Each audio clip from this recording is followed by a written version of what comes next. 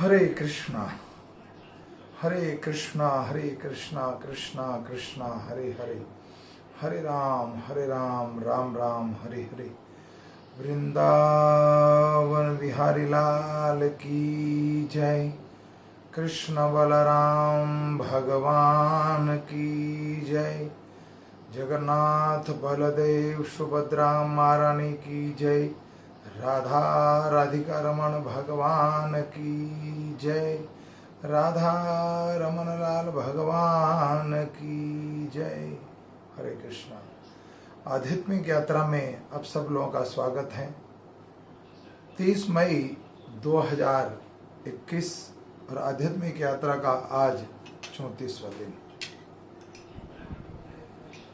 जय राधा माधव कुंज बिहारी, जय राधा माधव कुंज बिहारी, जय गोपी जन वल्लभ गिरिवरधारी, जय गोपी जन वल्लभ गिरिवरधारी, यशोदानंदन ब्रज जनरंजन, यशोदानंदन ब्रज जनरंजन, यमुना तीरावनचारी, यमुना तीरावनचारी। हरे कृष्णा कृष्णा कृष्णा हरे हरे, हरे राम राम हरे हरे, हरे कृष्णा कृष्णा कृष्णा हरे हरे, हरे राम राम हरे हरे, हरे कृष्णा कृष्णा कृष्णा हरे हरे, हरे राम राम हरे हरे, हरे कृष्णा कृष्णा कृष्णा हरे हरे, हरे राम राम हरे हरे। जय वृंदावन धाम वृंदावन धाम, जय वृंदावन धाम, जय वृंदावन धाम वृंदावन, जय वृंदावन धाम, जय राधा श्याम सुंदर राधे, जय कृष्ण बलराम जय कृष्ण बलराम, जय अनिताय गौरानिताय जय गौरानिताय, राधा गोपीनाथ जय राधा मदन मोहन जय राधा गोविंद राधे, जय राधा राधिका रमन राधे, जय पार्थ सारथी राधा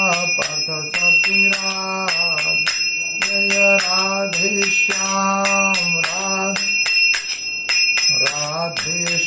जय राधे श्याम, जय सीता लक्ष्मण हनुमान सीताराम लक्ष्मण हनुमान, जय जगन्नाथ जय बलदेव सुभद्रा, जय श्रील प्रभुपाद जय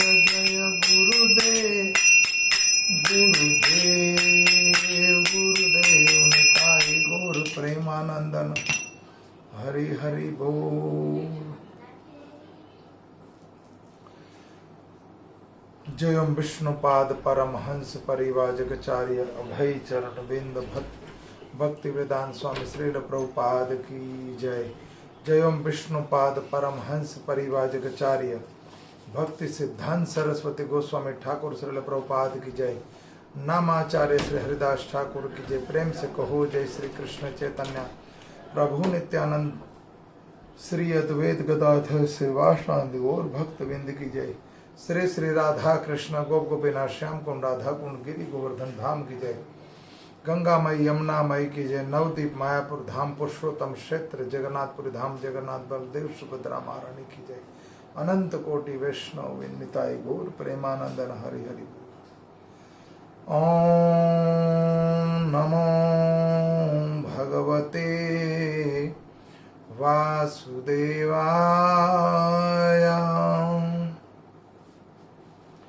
ओम नमो भगवते वासुदेवाय।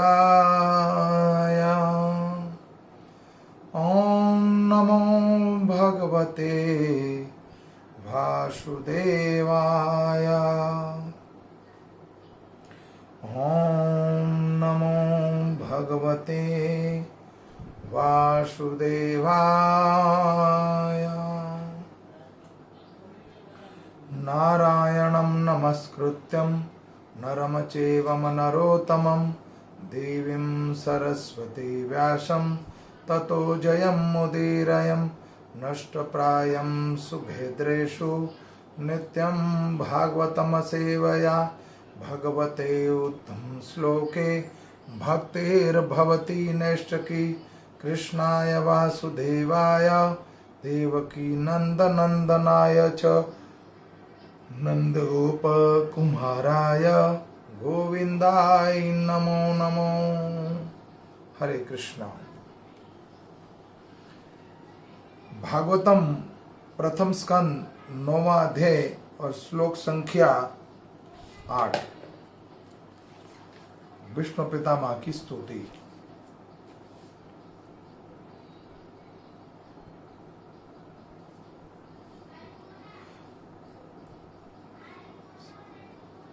अन्य च मुनयो ब्रह्मणा भ्रमरात अदाय अमला। शिष्ये उपेता आजगमो कश्यप अंगिरस आदयाराय। अन्ये च मुनयो ब्रह्मणा भ्रमरात अदाय अमला। शिष्ये उपता आजगमो कश्यप अंगिरस आदस्य। अन्य च मुनये ब्रह्मणा भ्रमरात अदाय अमला। शिष्ये उपेता आजगमो कश्यप अंगिरस आदयस। शब्दार्थ और अनुवाद जगत गुरु श्रील प्रभुपाद जी के द्वारा।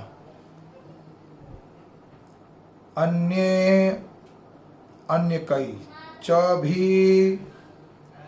मुनिया मुनिगण बहना ब्राह्मणा हे ब्राह्मणों। ब्रह्मरात सुखदेव गोस्वामी आदय इत्यादि। अमला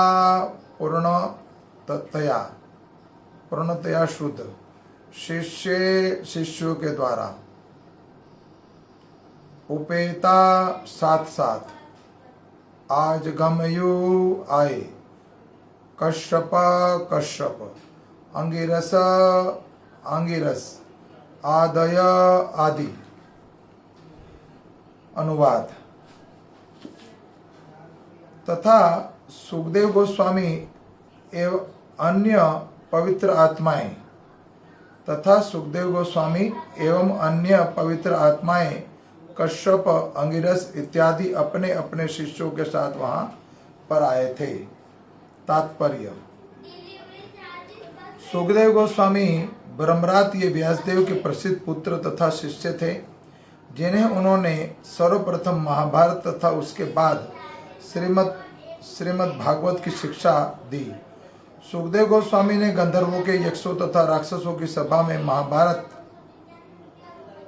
सुखदेव गोस्वामी ने गंधर्वों, यक्ष तथा राक्षसों की सभा में महाभारत के 14 लाख श्लोक सुनाए थे और सर्वप्रथम महाराज परीक्षित को श्रीमद् भागवतम सुनाई। उन्होंने अपने पिता से सारे वैदिक साहित्य का पूरी तरह से अध्ययन किया। इस प्रकार धर्म संबंधी अपने विस्तृत ज्ञान के कारण वे पूर्ण पवित्र आत्मा थे। महाभारत के सर्व सभा पर्व 4:11 से ज्ञात होता है कि महाराज युधिष्ठिर की राजसभा में तथा महाराज परीक्षित के उपवास के समय भी उपस्थित थे। तो यहाँ महाराज परीक्षित महाराज का उपवास बताया है। वो उपवास किस दिन रखा गया था? जब श्रृंगी ऋषि ने श्राप दिया था उनको कि 7 दिन में तुम्हारी मृत्यु होगी, तो उस दिन सुखदेव गोस्वामी के मुख से सुक्ताल में बैठकर 1 सप्ताह उन्होंने उपवास किया था। तो उस परीक्षित महाराज को भगवत कथा सुखदेव गोस्वामी ने सुनाई थी। श्री व्यासदेव के प्रामाणिक शिष्य होने के नाते वे अपने पिता से धार्मिक सिद्धांतों तथा आध्यात्मिक मूल्यों के विषय में जिज्ञासा करते रहते थे और उनके पिता ने उन्हें योग पद्धति सिखलाई थी, जिससे वैकुंठ प्राप्त किया जा सकता था। उन्होंने कर्म तथा ज्ञान का अंतर, आत्म साक्षात्कार करने का साधन, चारों आश्रम, भगवान का दिव्य पद, उनके साक्षात दर्शन करने की विधि, ज्ञान प्राप्त करने वाला सुपात्र, 5 तत्व बुद्धि की अद्वितीय स्थिति, प्रकृति की चेतना तथा जीव, 5 तत्व बुद्धि की अद्वितीय स्थिति, प्रकृति की चेतना तथा जीव स्वरूप की व्यक्ति के लक्षण, शरीर के सिद्धांत, प्रकृति के गुणों के कारण, कल्पतरु तथा मनोवैज्ञानिक कार्यों के विषय में शिक्षा दी थी। कभी कभी वे अपने पिता तथा नारद मुनि की अनुमति से सूर्यलोक भी जाया करते थे। महाभारत के शांति पर्व में 332 में उनकी अंतरिक्ष यात्रा का भी विवरण प्राप्त होता है। अंत में उन्हें परम धाम की प्राप्ति हुई। वे अरुणिक सुत, व्यासखी तथा व्यासात्मज नामों से प्रसिद्ध हुए।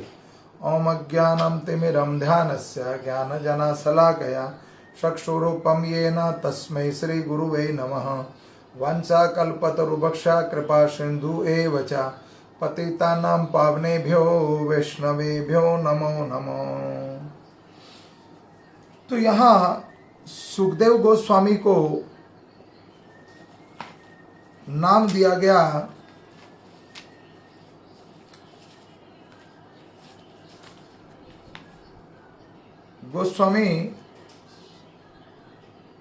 सुखदेव गोस्वामी को ब्रह्मरात। ब्रह्मरात का अर्थ है, यहाँ पर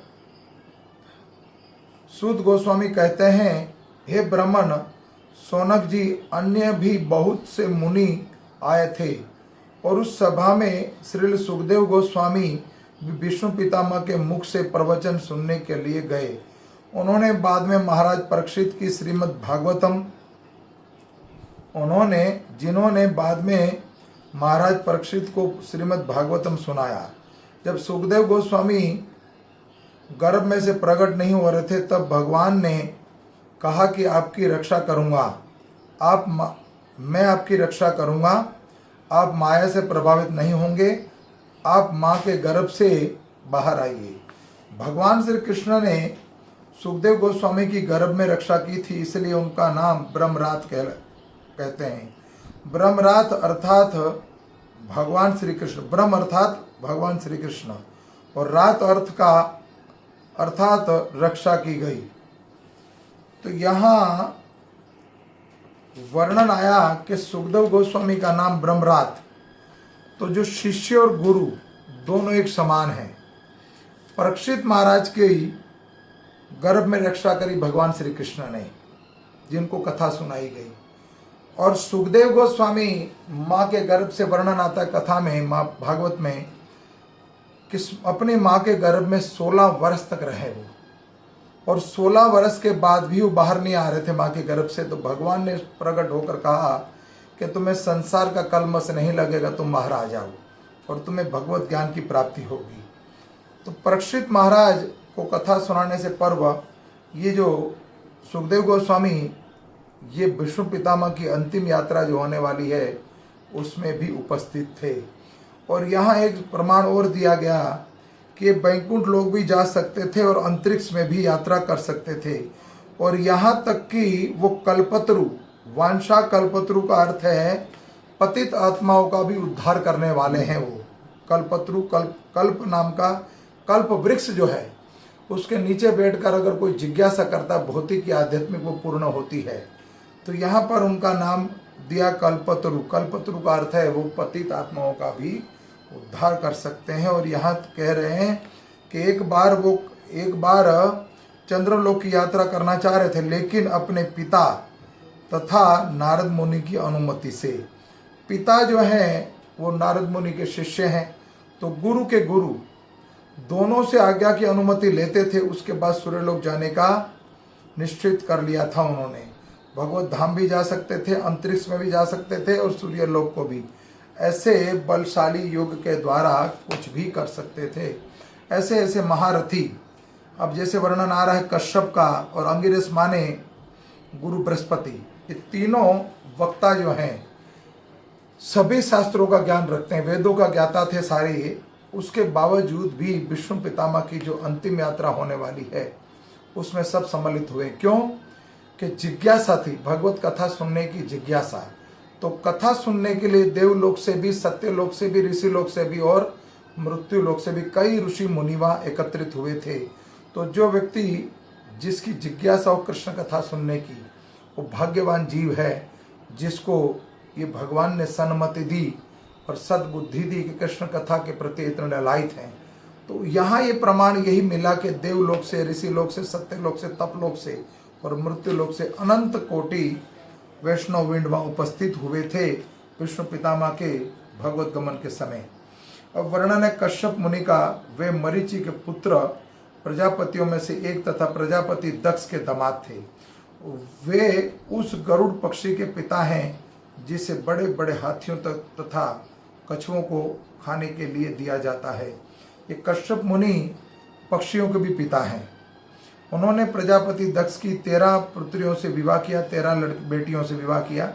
उनके नाम इस तरीके से है: अदिति, दिति, दनु, काष्ठा, अरिष्ठा, सुरसा, इला, मुनि, क्रोधवसा, ताम्रा, सुरभि, शर्मा तथा तिमी। इन पत्नियों से उनके अनेक पुत्र उत्पन्न हुए जो देवता तथा असुर दोनों में थे। उनकी प्रथम पत्नी अदिति से 12 आदित्य उत्पन्न हुए थे और जिनमें से एक वामन भगवान भी साक्षात प्रकट हुए थे। ये कश्यप मुनि अर्जुन के जन्म के समय भी विद्यमान थे। परशुराम जी ने इन्हें सारा विश्व को भेंट कर दिया था और बाद में उन्होंने परशुराम को विश्व के बाहर जाने की आज्ञा दी। इसका अन्य नाम अनिमेष्टि नेमि था। ये ब्रह्मांड के उत्तरी दिशा में निवास करते हैं। तो कश्यप मुनि के बारे में यहाँ पर वर्णन हुआ कि कश्यप मुनि जो हैं देवता और दानवों के दोनों के पिता हैं। दिति और अदिति उनकी दोनों पत्नी हैं। तो एक से देवता गण और एक से असुर गण ये प्रकट हुए। तो यहाँ पर वर्णन है कश्यप मुनि के प्रागट्य की। और ये 12 आदित्य जिसमें से भगवान वामन देव भी प्रकट हुए हैं। ये वामन देव के पिता भी हैं, हिरण्याकश्यप के भी पिता हैं। हिरण्याकश्यप जो हैं वो कश्यप मुनि के पुत्र हैं। कश्यप मरीचि के, और मरीचि जो है ब्रह्मा के, और ब्रह्मा भगवान विष्णु के परंपरागत। उसके बाद अंगिरस। अंगिरस ये गुरु बृहस्पति, ये महर्षि अंगिरा के पुत्र थे और देवताओं के पुरोहित बृहस्पति नाम से विख्यात हुए। कहा जाता है कि द्रोणाचार्य इनका अंशावतार था। शुक्राचार्य असुरों के गुरु थे और बृहस्पति ने उन्हें एक बार ललकार भी दिया था। उनके पुत्र कच्छ ने सर्वप्रथम भरद्वाज मुनि को अग्नियास्त्र प्रदान किया था। अग्नियस्त्र प्रदान किया था उन्होंने। अपनी पत्नी चंद्रमासी से, जो एक विख्यात नक्षत्र है, अग्नि के समान 6 पुत्र प्राप्त हुए और वे अंतरिक्ष में विचरण कर सकते थे। अतः वह ब्रह्मलोक तथा इंद्रलोक में भी जा सकते थे। उन्होंने स्वर्ग के राजा इंद्र को असुरों से विजय प्राप्त करने के लिए सलाह दी थी। एक बार उन्होंने इंद्र को श्राप दिया था, जिससे उसे पृथ्वी पर शुक्र बनकर आना पड़ा। वह स्वर्ग के जाने से अनिच्छा से व्यक्ति करने लगे थे। माया की आकर्षण शक्ति से ऐसी होती है कि शुक्र भी अपने धरा के वैभव में केवल बदले स्वर्ग नहीं जाना चाहते थे। विभिन्न लोकवासियों के धर्मोपदेशक थे।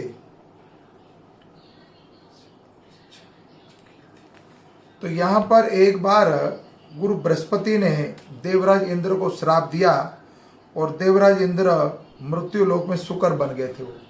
जब उनको वापस जाने के लिए कहा तो उन्होंने जाने की अनिच्छा व्यक्त की, मतलब मैं नहीं जाना चाहता इस मृत्यु लोक में। मल इत्यादि खा रहे थे, वो सुवर के रूप में प्रकट हुए थे इंद्र। तो कभी किसी का भी पतन हो सकता है। तुम संसारिक लोग क्या कह सकते हैं जब देवराज इंद्र जैसे राजा वापस मृत्यु लोक से नहीं जाना चाहते? तो यह संसारिक संबंध, घनिष्ठ संबंध जो है, एक दूसरे का अटैचमेंट जो है, वो छोड़ना असंभव है। तो यहाँ ये गुरु बृहस्पति वही गुरु हैं जिनके पास भगवान के परम मित्र उद्धव जी भी शिक्षा ग्रहण करने गए थे। हम अपने संतान को देश विदेश भेजते हैं शिक्षा ग्रहण करने के लिए, तो ये वही बृहस्पति हैं जो उद्धव जी इनके पास पढ़ाई करने के लिए गए थे। तो गुरु बृहस्पति जो हैं वो सत्यलोक में भी थे, तेतरा में भी और द्वापर में भी। सभी युगों में ऐसे ऋषि मुनि होते हैं। आगे वर्णन आता है 8 वसुओं में से श्रेष्ठ भीष्मदेव ने वहां पर समवेत महान तथा शक्तिशाली ऋषियों का स्वागत किया, क्योंकि भीष्मदेव देश तथा काल के अनुसार समस्त धार्मिक नियमों के ज्ञाता थे। अब यहाँ पर यह वर्णन आ रहा है, पट्टू धर्मवादी भली भांति जानते हैं कि किस प्रकार देश काल के अनुसार धर्म को समझित कर लेना चाहिए। सारे महान आचार्यों अथवा धर्म उपदेशकों का विश्व के सुधारकों ने देश काल के अनुसार धार्मिक नियमों को समर्जित करके अपने उद्देश्य की पूर्ति की। विश्व के विभिन्न भागों में तरह तरह की जलवायु तथा परिस्थितियों में, और यदि किसी को भगवान के संदेश का उपदेश करना हो तो उसे देश काल के अनुसार बातें समझित करने में पट्टू होना चाहिए। भीष्मदेव इस भक्ति संप्रदाय का उपदेश करने वाले हैं। ये 12 महाजनों में से एक हैं। अतः वे ब्रह्मांड के कोने कोने से आए शक्तिशाली ऋषि मुनियों का स्वागत तथा सम्मान करने वाले थे। तो यहाँ पर विष्णु पितामह का गणना जो हुई है 12 महाजन के साथ हुई है। तो संसार में ऐसे 12 महाजन हैं जो हमेशा प्रलय होने के बाद भी सभी काल में रहते हैं, चाहे वो तेतरा युग हो, चाहे सतयुग हो, चाहे द्वापर हो, चाहे कल युग हो। ये हमेशा उपस्थित रहते हैं। जैसे सप्तऋषिगण आज भी उपस्थित है, ध्रुव मंडल के और चारों ओर परिक्रमा लगाते हैं। तो ये 12 महाजन कौन कौन है? 12 महाजन हैं सर्वप्रथम ब्रह्मा जी के 4 पुत्र, उसके बाद महाराज जनक, फिर भगवान शिव, विष्णु पितामह और प्रहलाद। कितने हो गए? 8। स्वयंभू मनु, ब्रह्मा जी, धर्मराजा और एक हुए भगवान शिव। और विष्णु पितामह। इस तरीके से टोटल 12 महाजन इस वायुमंडल में और संसार में हमेशा उपस्थित रहते हैं। अपनी मृत्यु की शैया पर पड़े पड़े अतः वे ब्रह्मांड के कोने कोने से आए शक्तिशाली ऋषि मुनियों का स्वागत तथा सम्मान अपनी मृत्यु शैया पर पड़े पड़े कर सकते थे। वे उस समय उनका स्वागत सम्मान स्वयं उठकर कर पाने में शरीर से असमर्थ थे, क्योंकि वे उस समय वे ना तो घर पर थे, ना सामान्य रूप से थे, स्वस्थ थे, लेकिन उनका मस्तिष्क पूरी तरह से कार्य कर रहा था और वे हार्दिक मधु वचन बोल सकते थे। इसीलिए वे कभी सभी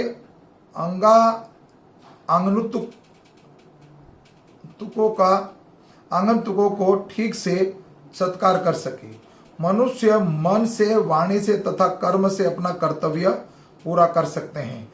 भली भांति जानते थे कि समुचित स्थान पर उनका किस तरह उपयोग करना चाहिए। अथवा शारीरिक रूप से असमर्थ होने के पर भी उन्होंने लोगों का सत्कार करने में कोई कठिनाई नहीं हुई। यहाँ ये वर्णन हुआ कि इतना कुछ होने के बाद भी शरीर बाणशैया पर लेटे हुए हैं। वो बाणशैया पर लेटे हुए, फिर भी वो कहते हैं किसी तरह की कठिनाई नहीं थी। तो यहाँ ये प्रमाण मिलता है कि मनुष्य को कोई भी कार्य करना हो तो शरीर की आवश्यकता नहीं है। शरीर स्वस्थ, मन, वाणी और कर्म, मन, वाणी और कर्म से कोई भी कार्य कर सकता है, किसी का स्वागत कर सकता है। वाणी में मिठास हो तो किसी को भी बुला सकते हो। भगवान कृष्ण को माखन और मिश्री अति प्रिय है, तो अपनी वाणी को मिश्री की तरह मीठा और माखन अपने हृदय को सॉफ्ट कोमल बना लीजिए। तो वाणी में अगर मिठास होगी तो अतिथि देव भव जैसे वर्णन आता है, सबका स्वागत करा उन्होंने। जबकि वो बाणशैया पर लेटे हुए तब भी वो स्वागत कर रहे हैं। क्यों?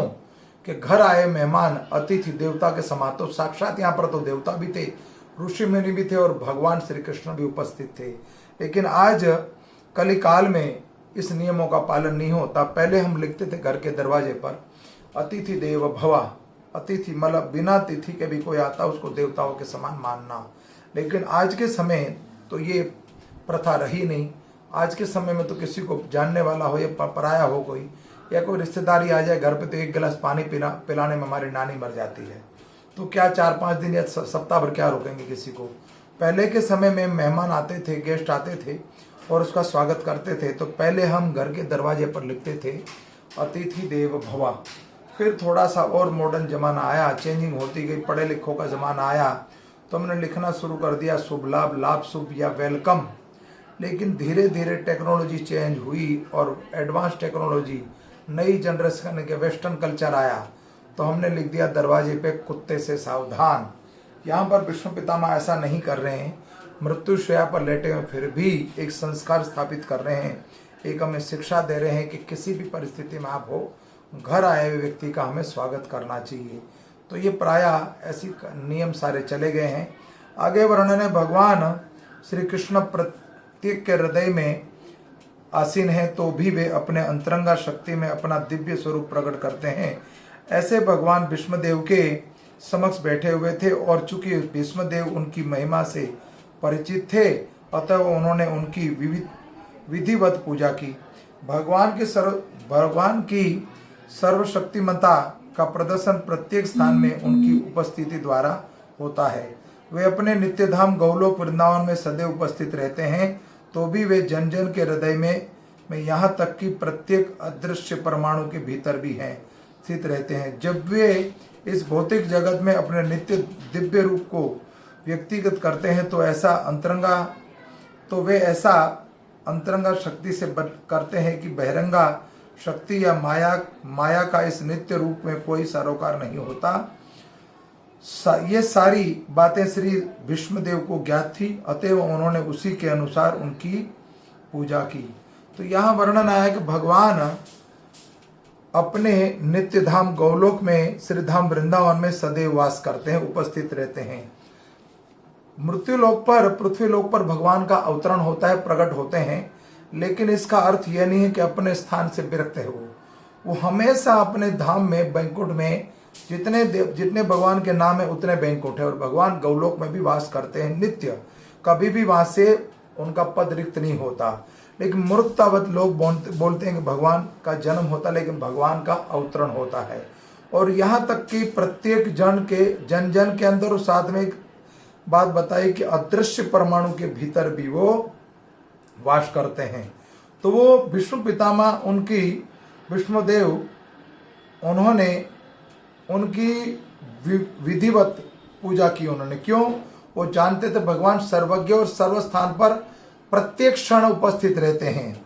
आगे वर्णन है कि वहां पर जब उन्होंने देखा कि उनके समक्ष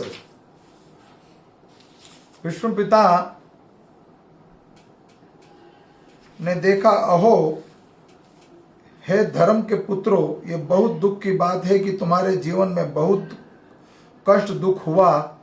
युद्ध के पहले भी कष्ट हुआ था, वनवास, लाक्षा भवन में आग, राज्य और धन का अपहरण, द्रौपदी दांव पर रखी गई और उसका अपमान हुआ। युद्ध के बाद भी तुम लोग दुखी थे। विष्णु पितामह पूर्ण अभियज्ञ व्यक्ति थे। युधिष्ठिर के चेहरे को देखकर जान गए कि वे बहुत दुखी थे। और विष्णु पितामह कहते हैं कि जो व्यक्ति धर्म के नियमों को पालन करे, जिस पर गुरुजनों ब्राह्मणों की कृपा हो और श्री कृष्ण का आश्रय हो, उसके लिए दुख, ओहो तुम्हें बहुत कष्ट सहना पड़ा जिसके तुम लायक न थे। ये बहुत बड़ा अन्याय हुआ है। विष्णु पितामह ने सब देखा तो देखा कि पांडवों पर आई हुई विपत्तियों में कोई उनकी सीमा ही नहीं। विष्णु पितामह को उस दिन की याद आने लगी जब पांडु महाराज का निधन हुआ था। अतिरथे पांडु महाराज एक अतिरथी अर्थात महान योद्धा थे। उन्होंने राज्य लुटाया था और उनका निधन बिल्कुल युवा अवस्था में ही हुआ था। विष्णु पितामह कहते हैं कि जब तुम्हारे पिता पांडु का निधन हुआ था तब तुम लोग बाल प्रजा अर्थात छोटे छोटे थे। कुंती छोटे छोटे आयु में ही विधवा हो गई थी और उस समय उसको बहुत दुख भोगना पड़ा था। उसके पश्चात भी जो अपना खास राज परिवार धृतराष्ट्र, दुर्योधन आदि से, वही तुम्हारी हत्या पर पड़े हुए थे। भीष्मदेव को विष देना, लाक्षा भवन भीमसेन को विष देना, लाक्षा भवन में आग लगवाना इत्यादि उसके प्रबल उदाहरण थे। और जब तुम लोग तोकवती अर्थात बड़े हो गए तब भी सुख नहीं मिला। राजहरण का दुख, महारथियों के साथ युद्ध और उसमें कई स्वजन मारे गए इत्यादि, लेकिन बेटा युधिष्ठिर तुम इसके कारण नहीं हो। तो विष्णु पितामह यहाँ कह रहे हैं कि तुम निर्दोष हो, तुमने कोई पाप नहीं किया। तो यहाँ पर जब महाराज पांडु का निधन हुआ तो उनके सारे पुत्र छोटे थे, अतएव स्वाभाविक था कि वह राज परिवार के गुरुओं के विषय के रूप में विशेष रूप से भीष्मदेव के लाडले थे। पहले लाड प्यार में पलते थे। बाद में जब पांडव बड़े हो गए तो वे धृत दुर्योधन उनकी ट्रोली द्वारा ठगे जाने लगे। यद्यपि भीष्मदेव जानते थे कि पांडव निर्दोष हैं और उन्हें व्यर्थ ही कष्ट पहुंचाया जा रहा है, फिर भी वो राजनीति के कारणों से पांडवों की रक्षा नहीं कर पाए। अतः अंतिम समय में जब भीष्मदेव ने महाराज युधिष्ठिर समेत अपने यशस्वी पौत्रों को अपने बगल में बैठे देखा तो महायोद्धा विष्णु पितामह अपने प्रेमा अश्रु को रोक नहीं सके। उनकी आंखों से स्वतः जर्जर आंसू बहने लगे, अश्रु प्रवाहित हो रहे थे। उन्होंने अपने परम पवित्र पौत्र द्वारा भोगे गए महान कष्टों का स्मरण किया। निश्चय ही वे सर्वाधिक संतुष्ट थे, क्योंकि दुर्योधन के स्थान पर अब युधिष्ठिर महाराज राजगद्दी पर बैठने जा रहे हैं। इसीलिए उन्होंने उन सबों को बधाई दी। तो यहाँ पर भीष्मदेव जो पांडवों के ऊपर कष्ट आया उसका बार बार दोबारा वर्णन कर रहे हैं। और भीष्मदेव जानते थे कि पांडव निर्दोष है, तब यहां उपदेश देने जा रहे हैं कि तुमने कुछ भी गलत कार्य नहीं करा, तुमने अधर्म का सर्वनाश करा है और धर्म को स्थापित करने के लिए ये कार्य करना बहुत आवश्यकता थी। भीष्मदेव ने कहा, ओह तुम लोगों को साक्षात धर्म के पुत्र होते हुए भी कितनी यातना तथा कितना अन्याय सहना पड़ा। इन कष्टों से अंतर्गत तुम सबको जीना नहीं चाहिए था, फिर भी तुम ब्राह्मण, ईश्वर तथा धर्म ने तुम्हारी रक्षा करी। यहाँ पर यह प्रमाण हुआ कि वो आज्ञाकारी थे पांचों पांडव, तो ब्राह्मणों की आज्ञा तथा ईश्वर साक्षात भगवान कृष्ण धर्म को कभी भी नहीं छोड़ा। जितना भी उनके जीवन में कष्ट आया तो उन्होंने धर्म का त्याग नहीं करा। और तदुपरांत महाराज युधिष्ठिर कुरुक्षेत्र के युद्ध में महान नरसंहार से अत्यंत विचलित थे। भीष्मदेव ये समझ गए कि इसलिए उन्होंने सर्वप्रथम महाराज युधिष्ठिर की घोर विपत्तियों का उल्लेख किया। वे अन्याय के ही कारण इस कठिनाई में पड़े थे और कुरुक्षेत्र का युद्ध इसीलिए अन्याय के विरोध में लड़ा गया था। इसीलिए उन्हें इस महान नरसंहार के लिए शोक करने की आवश्यकता न थी। पांडवों को विशेष तौर पर यह बताना चाह रहे थे कि वे लोग सदा ही ब्राह्मण, भगवान तथा धर्म द्वारा रक्षित हैं। जो धर्म का पालन करता हो, भगवान को मानता और ब्राह्मणों की आज्ञा मानता हो, उसका काल भी कुछ नहीं बिगाड़ सकता। तो महाभारत के युद्ध में देवासुर संग्राम और कौरव पांडवों का युद्ध इस संसार में विख्यात है। इतने बड़े युद्ध में से पांचों का बच जाना इस सबसे बड़ा इसी बात का प्रमाण है कि हमेशा वो भगवान को मानते थे, भगवान की भक्ति करते थे और धर्म को इतना कष्ट आ गया लेकिन धर्म नहीं छोड़ा उन्होंने। हम छोटा सा जीवन में कोई दुख आ जाए तो किसी को बोल दिया कि कथा सुनना जरूरी है, तो कथा तक नहीं सुनता, जप नहीं करता, धर्म नहीं करता, दान नहीं करता, तो धर्म का पालन क्या करेगा। अतः जब तक वे इन तीनों महत्वपूर्ण साधनों के द्वारा सुरक्षित है तब तक निराश होने की कोई आवश्यकता, कोई कारण नहीं बनता। तुम सुरक्षित हो किससे? ब्राह्मणों से, भगवान से और धर्म से। इस प्रकार भीष्मदेव ने महाराज को उनकी निराशा भगाने के लिए प्रोत्साहित किया। जब तक कोई मनुष्य भगवान की इच्छा के साथ संयोग करता है, प्रामाणिक ब्राह्मणों द्वारा निर्देशित होता है और धार्मिक सिद्धांतों को कठोरता से पालन करता है, तब तक उसके निराश होने की कोई कारण नहीं है, भले ही जीवन की परिस्थिति कितनी ही विषमय क्यों ना हो। भीष्मदेव एक महापुरुष होने के कारण पांडवों पर ऐसा प्रभाव जताना चाह रहे थे। तो यहाँ पर वर्णन है कि धर्म, अर्थ, काम और मोक्ष, व्यक्ति को कुछ भी हो जाए लेकिन धर्म नहीं छोड़ना चाहिए। तो धर्म सिद्धांत का प्रस्तुत और बार बार तीनों काल का वर्णन आया जा रहा है, ब्राह्मण, भगवान तथा धर्म। तो कैसे भी परिस्थिति में कभी भी हमें धर्म को नहीं छोड़ना चाहिए। और जहां तक मेरी पुत्र वधू कुंती का संबंध है, भीष्मदेव कह रहे हैं कि महान सेनापति पांडु की मृत्यु होने के बाद से विधवा हो गई और उनके पुत्रों को कारण हो गई और अनेक पुत्रों के कारण उसे घोर कष्ट भोगना पड़ा। और अब जब तुम लोग बड़े हो गए हो तो भी वह तुम्हारे कर्मों के कारण काफी कष्ट उठाना पड़ा। कुंती देवी ने के कष्टों पर दुगना शोक प्रकट किया जा रहा है। कम आयु में वो विधवा हो जाने के तथा राज परिवार में अपने अल्पव्यक्त पुत्रों के पालन पोषण करने के कारण उसे अधिक कष्ट उठाना पड़ा। यहाँ तक कि धृतराष्ट्र महाराज उनको बच्चलन कहते थे, आक्षेप डाले हुए थे उनके ऊपर कई तरह के कि पांडु की मृत्यु के बाद ये संतान हो ही नहीं सकती और जब तक उसके बच्चे बड़े हो गए तो उसकी करनी से उसे कष्ट और उठाना पड़ा। अतएव उसके कष्ट कैसे जैसे तैसे बने हुए थे और उसका अर्थ यह हुआ कि उसके भाग्य में कष्ट भोगना बंधा हुआ था। मनुष्य को चाहिए कि वह विचलित हुए बिना ही कष्टों को सहन करे। जब तक सहन नहीं करेगा बर्दाश्त नहीं करेगा तब तक ये प्रमाण कैसे प्राप्त हो सकता है। तो यहाँ विष्णु स्तुति में कई बार धर्म को स्थापित करने के लिए बार बार विष्णुदेव ये प्रार्थना कर रहे हैं। आगे भगवान के प्रति भी प्रार्थना, भगवान को भी पहचान करवाएंगे वो युधिष्ठिर महाराज को। और भगवान और ये देवतागण और ऋषि मुनि इतने उपस्थित इसलिए हुए हैं कि वास्तव में भीष्मदेव जैसा योद्धा दोबारा इस मृत्यु लोक पर, ऐसा तपस्वी, ऐसा महारथी भीष्म स्तुति, जो सब कुछ सामर्थ्य होते हुए भी अपने पिता की इच्छा के लिए उन्होंने सब कुछ त्याग दिया, ऐसा व्यक्ति, ऐसा महाभागवत का संग होना असंभव है। क्यों ना इस मृत्यु लोक में हमें भीष्म स्तुति सुनने का अवसर प्राप्त हुआ, तो क्यों ना उसका संग करें।